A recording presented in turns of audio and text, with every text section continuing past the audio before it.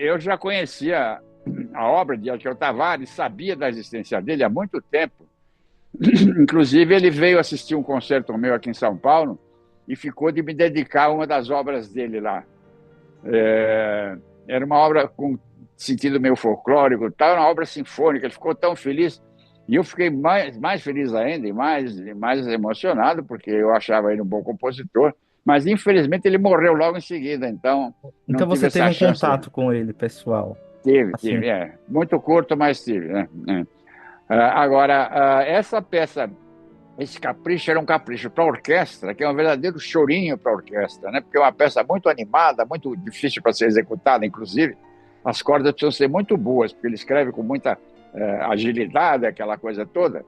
E isso eu fiz na Universidade de São Paulo. Eu tinha uma orquestra aqui em São Paulo chamada Cordas de São Paulo, e eu fiz um concerto para a TV Cultura de São Paulo, onde eu tinha um programa lá regular, chamado Série de Cordas, e com essas cordas eu fazia as mais incríveis diabrulhas, fazia programas muito experimentais, o que era uma coisa típica da época. Aqueles anos 60, início de 70, o mundo pegava fogo em termos de ideias, né? Então, nós executamos essa obra naquele gigantesco saguão da Universidade de São Paulo, a FAU, Faculdade de Arquitetura e Urbanismo, feito pelo Vila Nova Artigas, um grande arquiteto uruguaio que morou no Brasil. E naquele vão, então, existem os apartamentos do lado com os corredores, né? E embaixo, então, um vão aberto muito grande. Então, lá eu pus a orquestra. Os alunos chegaram, sentaram-se em volta da orquestra e assistiram ao concerto inteiro. O concerto começava, inclusive, com um concerto para 2 trompetes de Vivaldi. Eu pus um trompetista num desses balcões lá em cima e outro no outro lado, e eles tocavam dos 2 lados e a orquestra embaixo respondia, né? E no final, então, eu toquei esse capricho do Alqueu Tavares para cordas e convidei, inclusive, o grupo de samba que eles tinham lá na universidade, né? Porque como aquilo era muito 2x4, muito ritmo, parecia um moto perpétuo de Paganini.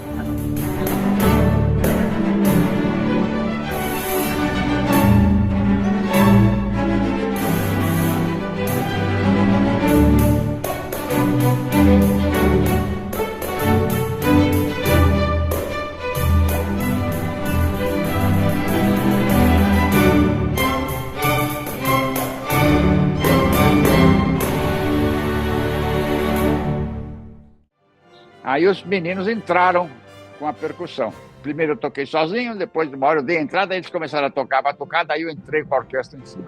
Foi um bruto sucesso. Isso tem gravado aqui na TV Cultura, e possivelmente pode-se ver isso um dia, né? Uhum. Mas a minha admiração por ele é muito grande, porque ele faz parte de uma gigantesca e maravilhosíssima orquestração de grandes músicos, de grandes formações, que prestavam um serviço incrível à radiofonia brasileira, no tempo em que o rádio tinha vergonha na cara, e eles faziam programas de altíssimo nível para a grande população. Se você vai ali na Rádio Nacional, lá do Rio de Janeiro, que foi restaurada pela Petrobras, você vai ver os estúdios. O estúdio da Rádio Nacional, ele tem um auditório e tem inclusive o palco, né? E eu pensei que era um palco gigantesco do Teatro Municipal. Não, era um palco pequeno. Só que lá tinha uma orquestra sinfônica de verdade. Os melhores músicos do Rio de Janeiro tocavam lá naquela orquestra, né? Tinha inclusive harpa, tuba, percussões várias, tudo. Era uma sinfônica Uhum. que nem a Filarmônica de Berlim, pelo nível musical. Inclusive os 4 cellistas que eu tenho a fotografia aqui eram todos de nível internacional, né? E essa orquestra, então, para essa orquestra que esses músicos maravilhosos escreviam. Guerra Peixe, Cláudio Santoro, Radamés Nhatali, Lírio Panicali, Léo Perac, e o próprio Alqueu Tavares também escrevia muito para esse pessoal, né, para essas orquestras sinfônicas de rádio, e por isso eles ganhavam um artesanato de primeiríssima, porque o cara escrevia os arranjos muito depressa, passava a tarde toda escrevendo, e logo meia hora depois aquilo estava sendo executado. Com isso, então, era a chance desses bons músicos terem a possibilidade de testar tudo aquilo que eles faziam, né? Porque a música a gente começa a aprender, começa a escrever, com o tempo a gente põe para executar, aí a gente leva um susto, porque de repente não é bem aquilo que a gente se imaginou, mas vai indo, até que chega um ponto em que aquilo que você imagina, você consegue transportar para um papel, né? E Uhum. para uma orquestra. Ele faz parte dessa geração que tinha sua música executada em arranjos dia e noite, além das músicas populares, que tornaram ele muito populares no Brasil inteiro, canções maravilhosas que o mundo do Brasil inteiro cantava, né?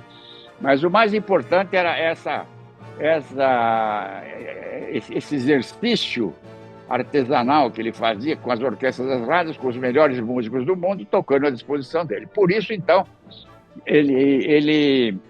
a música que ele escrevia soava muito bem, assim como a dos outros também, do Radamés, todo aquele pessoal, né? Ele, então, fazia parte dessa privilegiada geração de músicos que tinham à sua disposição bons músicos para eles testarem as suas ideias. Eu acho o concerto para piano mais interessante do ponto de vista musical, muito mais. Agora, o de violino é um grande concerto, e para executar aquilo precisa ser um Baldini mesmo, senão, ou então um Guido Santana, senão não toca.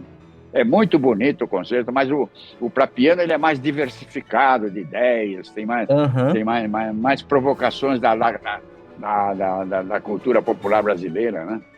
Uhum. Ele é mais brasileiro do que o outro, né? E ainda bem que existem pessoas como você, porque a música brasileira está muito mal servida em termos de preservação de cultura nacional. E não é só a Aham. música, não. Uhum. Todo o Brasil não respeita a sua memória, poucos Claudevans Melo existem no Brasil, e realmente é uma pena isso. Eu Aham. conheço 2 ou 3, só que se interessam um pouco por aquilo, mas não é uma. Eu tentei criar agora um núcleo de memorial da cultura paulista, não consegui até hoje.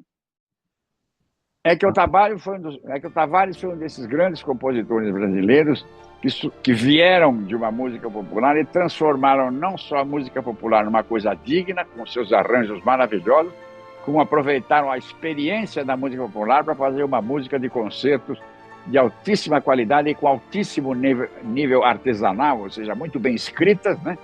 E pertence a essa geração de grandes músicos como Radamés, como Guerra Peixe, como José Siqueira, que é outra preciosidade que vem aí do norte. Esse você também podia pesquisar também. Uhum. Grande músico. Então, esses músicos vieram todos de uma expressão popular, mas souberam tirar o que havia de melhor da música popular e não fizeram média com a música popular. Essa coisa horrível que se faz hoje no Brasil, de pegar uma grande música espontânea, simples, de um Cartola, que é uma coisa ingênua, mas tem uma beleza ingênua, sofisticada e simples. Então colocam ali uns violinos em cima só para dizer que estão valorizando. Aí, sem vergonhice que se faz. Uhum. É que o Tavares é um desses representantes que soube tratar com dignidade a música espontânea brasileira, de raiz, transformá-la numa coisa digna e depois passar para o nível mais elevado de uma música de qualidade internacional, sinfônica e chamada erudita.